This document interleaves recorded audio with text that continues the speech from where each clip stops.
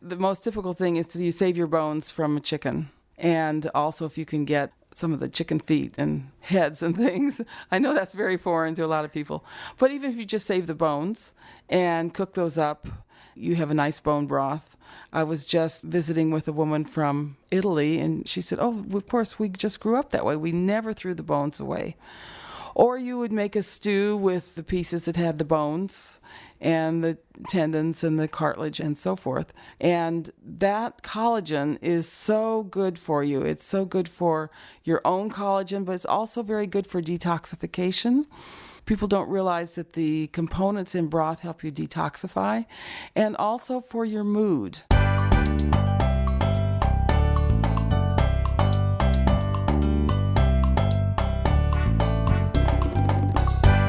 Welcome to the Wise Traditions podcast, sponsored by the Weston A Foundation for Wise Traditions in Food, Farming, and the Healing Arts. We are your source for scientific knowledge and traditional wisdom to help you achieve optimal health. I'm your host, Hilda Labrada Gore. This is episode 125, and my guest is none other than Fallon Morell. Sally is the president of the Weston A. Price Foundation, committed to wise traditions in food, farming, and the healing arts. This foundation is helping you and the world eat better by looking at the basics of the world's healthiest diets, which is what we call the Wise Traditions Diet.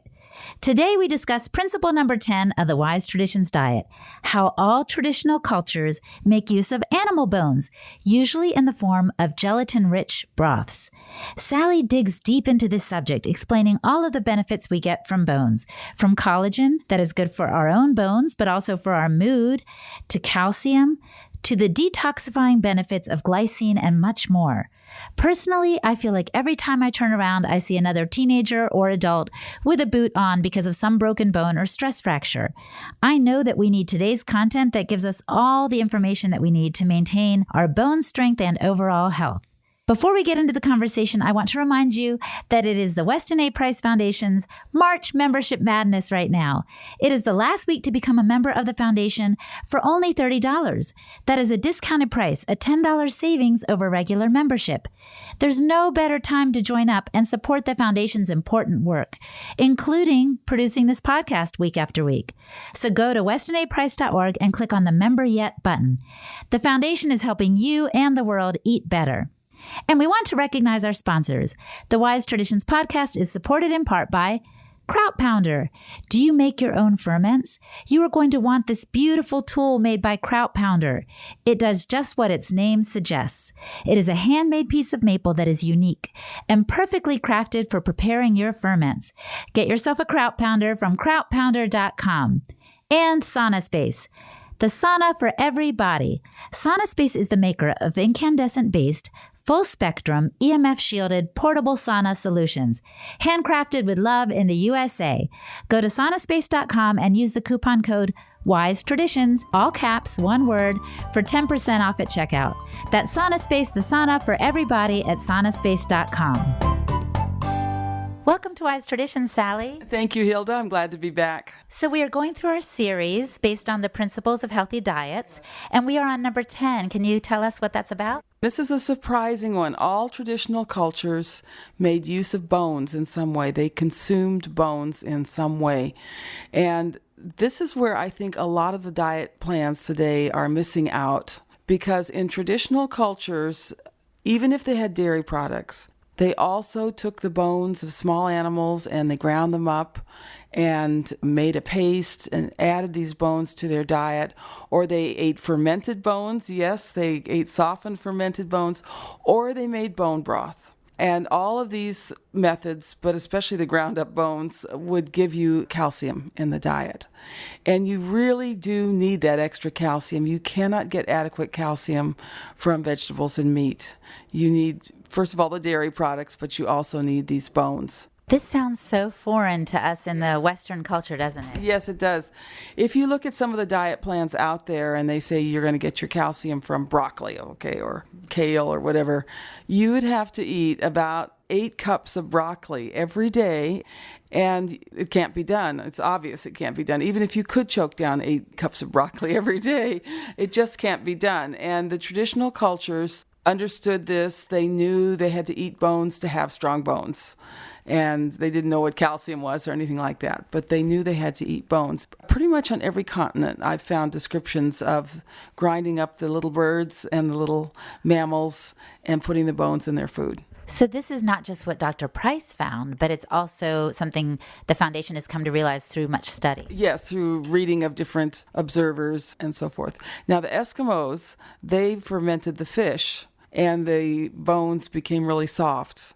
And so when they ate the fish, they were eating the bones, and that's how they got their calcium. The only time I eat bones, I think, is like in sardines or some fish. That's right. We really don't eat bones. But we have dairy products in our diet, and so we don't necessarily have to eat bones. But people who are allergic to dairy, who can't do dairy, won't do dairy, whatever, this is very important to get these bones. And we tell people to make a chicken broth and cook it till the bones get really soft. And you can just crush up those bones and add them to your soups to get your calcium. The principle says all traditional cultures make use of animal bones, and so it is a variety of ways in which they access the nutrients from the bones, as you're saying. It's the main way that they would get calcium. I just finished a chapter on the African diet, and they definitely fermented bones and made a kind of fermented bone paste. It sounds ghastly, but this was a very important part of the diet, especially in the tribes that didn't have cattle or didn't have goats.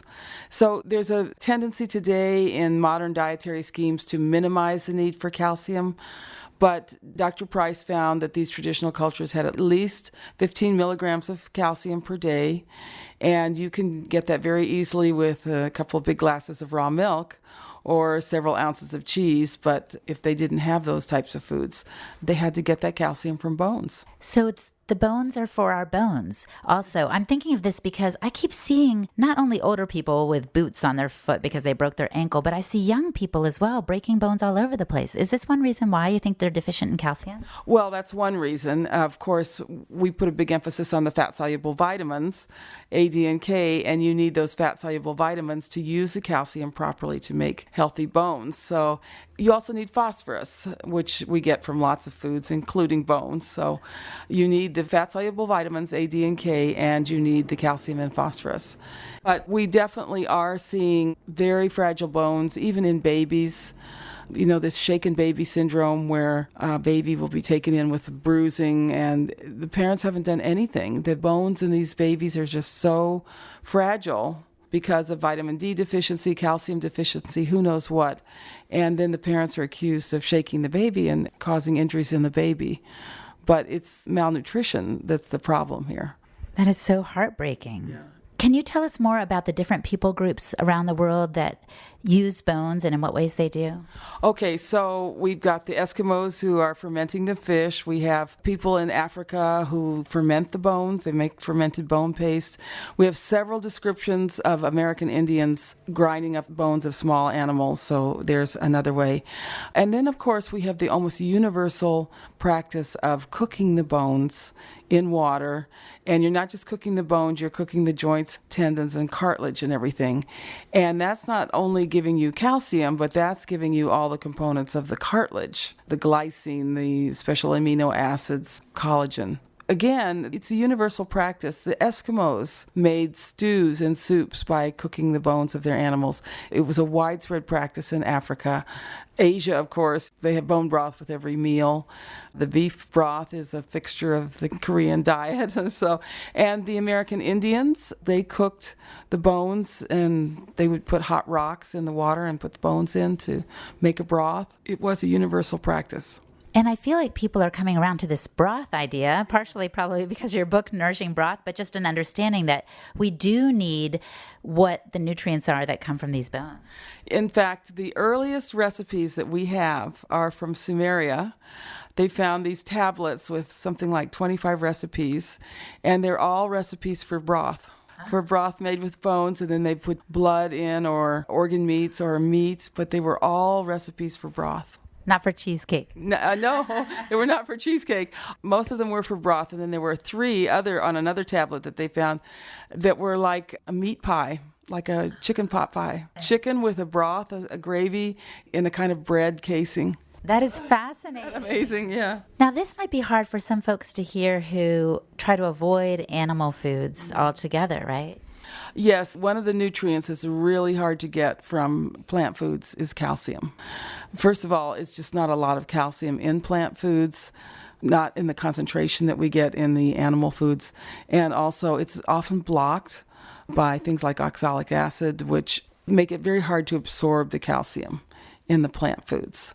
So, yes, you would expect to see a lot of bone problems, growth problems in people on a plant-based diet. If you do have a plant-based diet and you can just get a little animal food in, and especially the broth, it's very sparing, it's protein sparing. So if you just add that small amount of animal food to a plant-based diet, you're going to do a lot better. Interesting. So you don't need a lot. You don't necessarily need a lot of animal foods. They need to be very high quality if the amount is very limited. And I can't think of a better example than Africa, where most people are really very poor. They can't afford a lot of meat. It is a plant-based diet, and yet, as long as they're not starving to death, they do well on the diet. And that's because the animal foods that they are eating give them these fat-soluble nutrients. They eat things like insects, frogs, and when they do kill an animal, they eat the whole animal, including the organ meats, and then they cook up those bones. That's less wasteful and more sustainable when you use the whole animal than the way we tend to process animals here in the United States, it feels like, most of the time.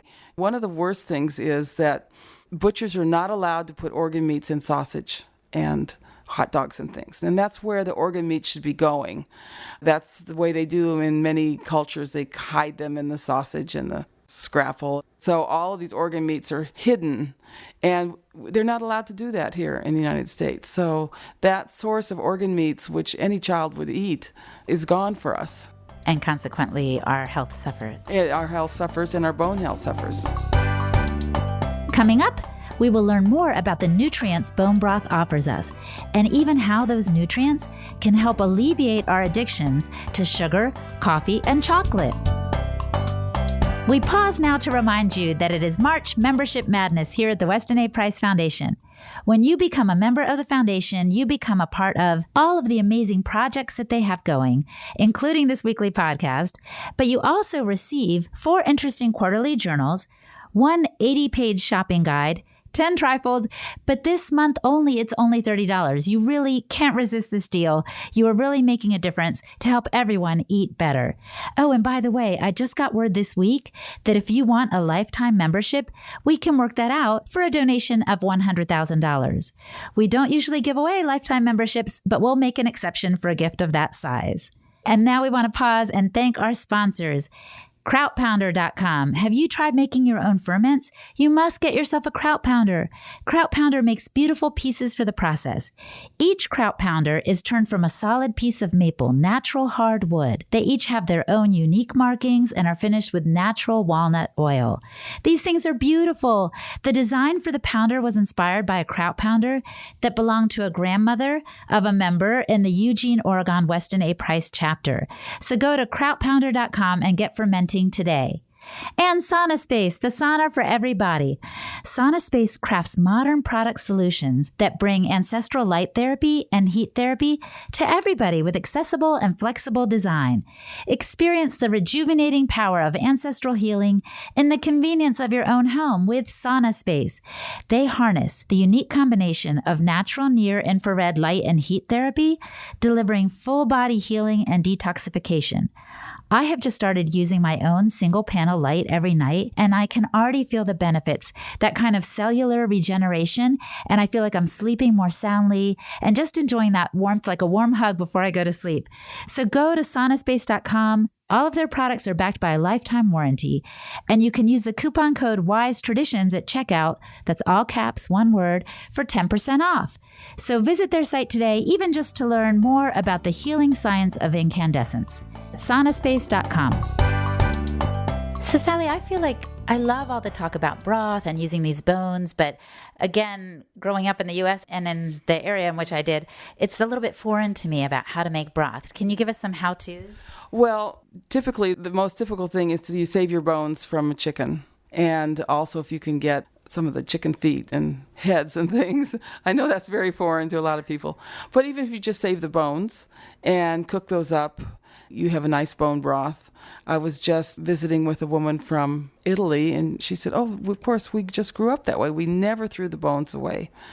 Or you would make a stew with the pieces that had the bones and the tendons and the cartilage and so forth. And that collagen is so good for you. It's so good for your own collagen, but it's also very good for detoxification. People don't realize that the components in broth help you detoxify, and also for your mood. And this is one of the amazing things about broth. It helps regulate your dopamine levels. And so you don't have to regulate your dopamine levels by eating chocolate or drinking a cup of coffee. You're getting that nice, good, happy feeling from the soup that you eat every day. That sounds so nourishing and wonderful. And nobody wants to be addicted to coffee or to chocolate. And the reason we are, I think, is because these fundamental components of the diet are missing. And we don't feel well. We don't feel naturally happy. So a piece of chocolate makes us feel happy, or sugar makes us feel happy. But if we're really eating a traditional diet with all the good glycine and the bone broth and everything, we should not feel tempted by these other ways of raising our dopamine. And the thing is, I think on our Weston A. Price Foundation YouTube channel, we have videos on how to make broth that Sarah Pope made some years ago. Is that right? Yes, we do. We have quite a few videos. We have recipes, all sorts of ways to learn how to make broth. It's just not hard. It's just that it's, again, a little bit foreign when we haven't grown up with that. And we're trying to rediscover those wise traditions. That's why we have this show. That's exactly right. And most of us did not grow up with these traditions. When immigrants came to this country, they were actually encouraged to forget their food traditions. It was patriotic to buy these cheap American foods. Americans were told that it's patriotic to buy cheap food. It was like deliberately suppressed. And now we have to come back through it with an understanding of why and sort of forge new ground like pioneers, because we're learning to do these things all over again. I'm thinking back to my own childhood. My mom's from Mexico, and she and my nanny would sometimes make this caldo, this broth-based soup that was pungent because they would put cabbage in it and stuff like that. As a little American kid, I would turn my nose up at it, but now I realize it was one of those wise traditions. Yes, and my mother was from the South, and she made chicken broth. We just accepted that. She used it in gravy and soup, and she told us it was good for us, and she told us it would give us beautiful skin. So there was a health tradition associated with the chicken broth, and that was something that we continued in our family, to make the broth. Isn't there a South American proverb that says a good broth can resurrect the dead? Yes, or one is fish broth will cure anything. And that's why people say, too, chicken soup is good for the soul, or you give it to someone who's sick because there's something really nourishing about it. Yes, it's helping you detoxify, it's helping you get over your cold, and makes you feel good. Have you heard of oxtail soup, Sally? Oh, yes. In fact, oxtail soup was a real staple in my family when my kids were growing up, because I could get a package of oxtails and make a soup that would last for 2 days for the whole family. And everyone loved it. Put barley in it, cut up all the meat, and cook the bones till they were just falling apart. And that would make a beautiful, delicious, hearty soup. Oxtail soup was like a big deal in our family. And I feel like this is a good conversation for people who say, I can't afford to eat organic. I can't afford to eat this way, because this is not expensive. No, and I had a real tight budget when I was raising my family, 4 really hungry children. And the way you do it is with soup. You save those bones, you make the oxtail soup. We had lentil soup twice a week for years, because it was just inexpensive, and I could put all the leftovers in there, and I had the broth, and the kids were happy with it. That sounds wonderful. And I hope that's encouraging to folks who are listening, who are thinking, what the heck, how do I eat this way? I have a friend that was at a butcher shop recently, and she got kind of things that were just going to go into some kind of recycling bin from the butcher for a song, and was able to, again, extend her family's food budget. Yes, the soups and the stews are the way to do it, because you can put anything in there. They stretch a long way. They're very filling and satisfying. So talk to us again about the benefits of what we're getting from those bones. How do they really help our brain and bodies function? Okay, so first of all, we're getting calcium, and especially in the traditional cultures from the eating those bones, so ground up bones. And then when we make the bone broth, we're getting all the benefits of collagen and the detoxifying benefits of the glycine and the dopamine regulating benefits. So there's a whole list of benefits we get from the bone broth. Including brain function that's improved. Yes, we need a lot of those nutrients for our brain. The glutamine, for sure, we need for our brain. It's not the ultimate brain food. The ultimate brain food, it would be animal fats, because your brain is made of cholesterol and fats. But the bones are really for your bones.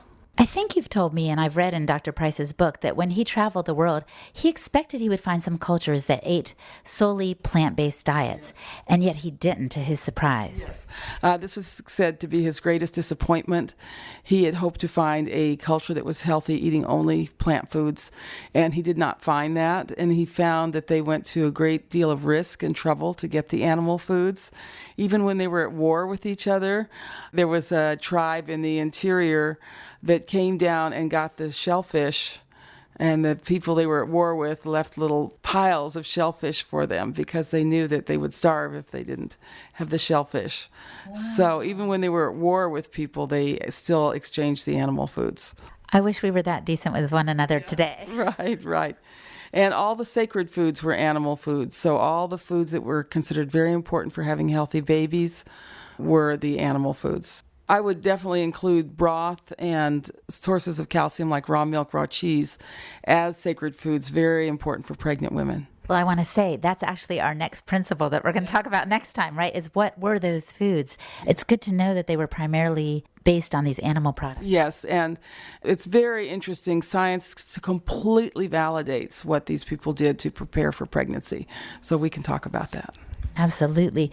Now, the broth that you buy in boxes or cans at the store, is that the same product? I really don't think so. It doesn't gel in the refrigerator. I'm very concerned about what happens in the flash pasteurization process. It's in aluminum-lined containers, and during that flash pasteurization, the aluminum can move into the broth.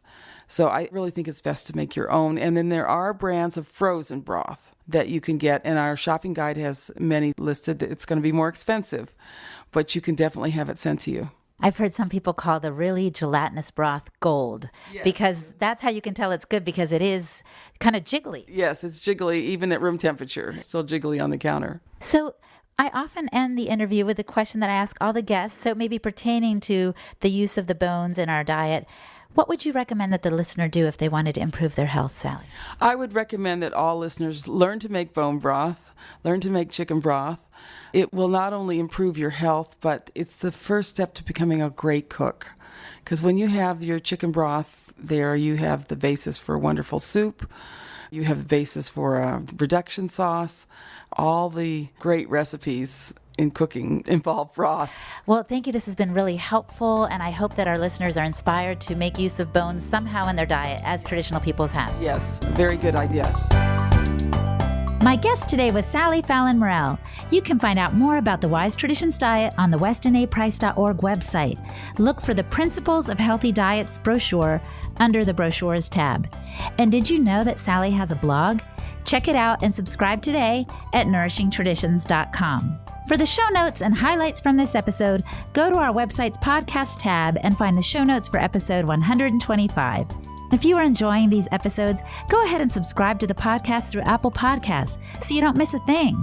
You can also rate and review us in iTunes. And don't forget to share the episode on social media.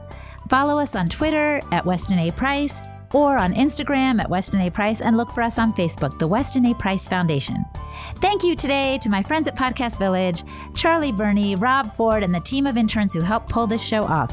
Cynthia Castro Cohen Enriquez, Joy de los Santos, Amy Marvin, Lily Hanft, Mary Hine, and Olga de Villiers. I appreciate you all so much.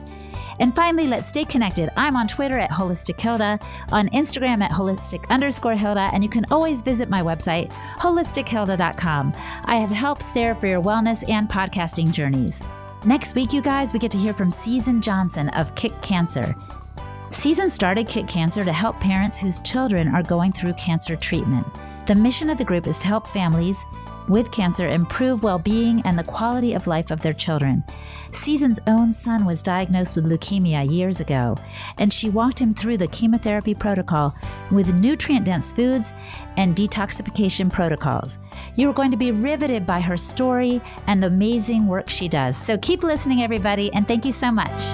If you enjoyed today's episode, please share it with others. Post a link on Facebook or Twitter, or send a link to a friend in an email, or simply review Wise Traditions on iTunes.